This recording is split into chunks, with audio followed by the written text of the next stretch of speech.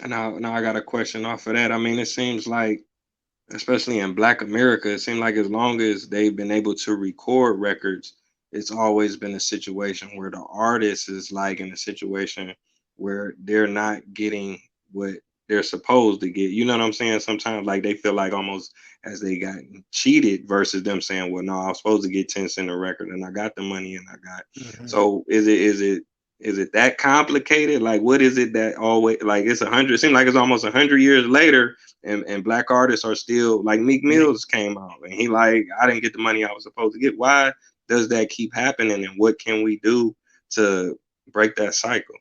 Well, two things. The easiest the thing that's more on the surface, get into first. That's essentially finding competent representation that's working in your best interest. That will, you know, bring it down to you in a way that you can understand as an artist of why you should or should not sign a deal. You know what I'm saying? That's the first thing. You like that's you as an artist doing your due diligence and finding that person that can properly negotiate your deal. But then the other part of it is the artist has to be willing to listen and understand that person that is working in your best interest, that when they're telling you something is good or not good, you don't override it as an artist just for the mere fact or the sheer fact of you being anxious to sign that deal. You know what I'm saying? Like there's many of us, and I was one of them where, I just wanted to get on. I want to get on. Like I want to get on. Like this is my lifelong dream. I'm willing. You want to get on so bad that you're willing to sign anything, no matter what somebody tells you. So again, if you're gonna go out and get, proper representation, your job as an artist is to actually trust what that representation is telling you and put aside the fact that you've been waiting so long to get on. Because what is it worth you waiting so long to get on when you sign a whack deal or a monkey deal that's gonna take you even steps back, further back than where you started. You know what I'm saying? So that's why you see a lot of history repeating itself, because a lot of artists feel like, oh, this ain't gonna happen to me. This ain't gonna happen to me. Yeah, I done heard all the stories, but it ain't gonna happen. Yeah, it will happen to you. You know what I'm saying? So, but for all the artists out there that are listening to this, man, again, find competent representation. Find representation that you can trust, but understand the word trust. If you found him and you hired him because you trust them, not him, her, him or her, them. You find him or her because you trust him or her, and you hire him or her, then listen and take heed to what he or she is saying to you and advising you to do with regards to your deal, because that will save you a lot of trouble later on down the line. Oh man, I appreciate you sharing that and breaking that down because a lot of time the artists don't really go into it. They just kind of, like you say, on the surface, be like, "Oh, they cheated me out my money," but they don't explain it to where the next generation of artists can learn from it. They rarely do that. So, like Right. you say, trust is definitely a major factor. Now, you got a chance to work with a lot of giants. Lyrically, physically recording when you work with Big, work with Busta. Puffy. You met Hove, but on the lawyer side, have you been able to work with any major figures in the industry? Yeah, I've done some work with Kelly Rowland, done some work with Solange Knowles, done some work with a company that represented Kobe, the late great Kobe Bryant, um, and that this same company also, was the bridge between myself and Solange and Kelly. We work with a lot of great independent artists, Eric Roberson, Grammy nominated artist, R&B artist. I mean, that's my brother, man. We went to Howard together, man. I mean, he's an incredible singer, songwriter, composer, man.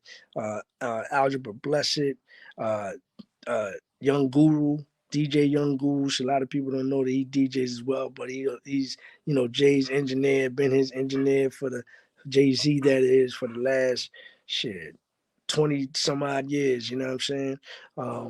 Which is also a brother of mine that went to Howard. So yeah, there've been a, you know, RJ Payne, who is one of the illest MCs out right now. Derek D. Angeletti. So we got a couple people that we, you know, have been doing some work with from a legal perspective. You know what I mean?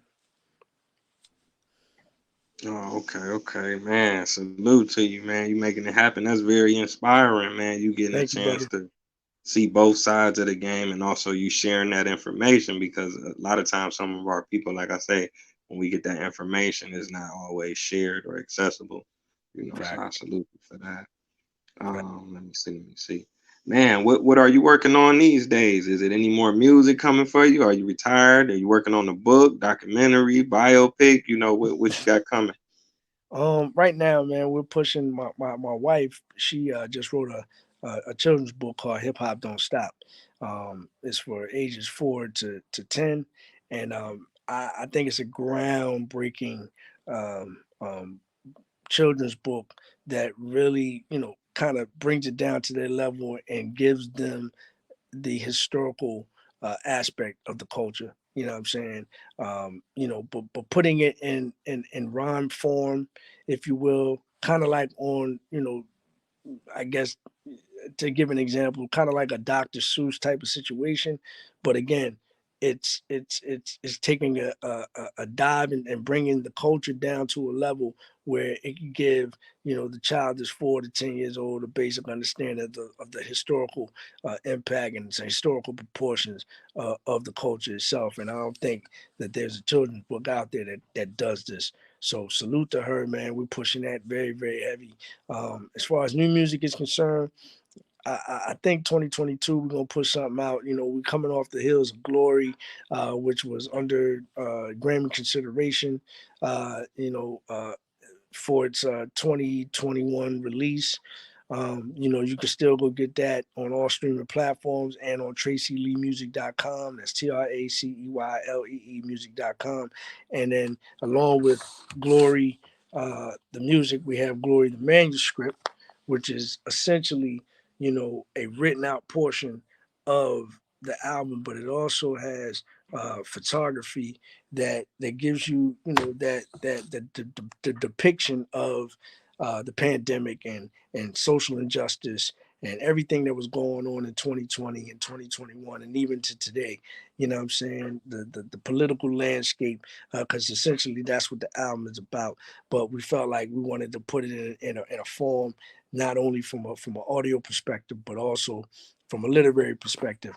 So we have, you know, again, the songs written out, as well as the photography, as well as journal entries that give you, you know, the mind state that I was in when I wrote these records.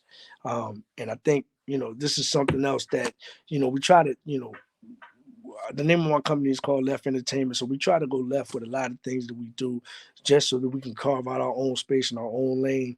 Because, you know, to be quite frank, you know, the business is saturated. You know what I'm saying? There's a lot of people that MC. There's a lot of people that, well, there's a lot of people that rap. There's a lot of people that make music. So we want to kind of, you know, stick out and differentiate ourselves and separate ourselves from everybody else, man. So that's why we create works like Glory the Manuscript to go along with the album. You know what I'm saying? Um, but again, as far as 2022 is concerned, we're definitely looking at, you know, getting back into that creative space and creating some new music for people to enjoy. Oh, okay. We done reached the 30-minute mark, King. So I want to let you know, man. Thank you again. It's definitely been an honor, man. I look forward to the new projects that you promote. And hopefully the viewers will tap in and show Yeah, support. And go check out the old stuff as well, because there's some classics with thank you. Biggie, Buster, you know what I'm saying? Party Time, all of that. Yes, You know what sir. I'm saying? So I want Now, to thank appreciate everybody and, for tuning in. I just want the people to know, subscribe to Left TV, LLEFT TV on YouTube, Left TV, because that's where we'll be putting all the content out for 2022 and beyond. So make sure y'all subscribe. Oh yeah, no doubt. I'm gonna subscribe as soon as I get offline, King. All That's right, what's thanks up. everybody for tuning in. It's been another episode of Taye Speaks. Until next time, family. All right, peace, King. Peace, King.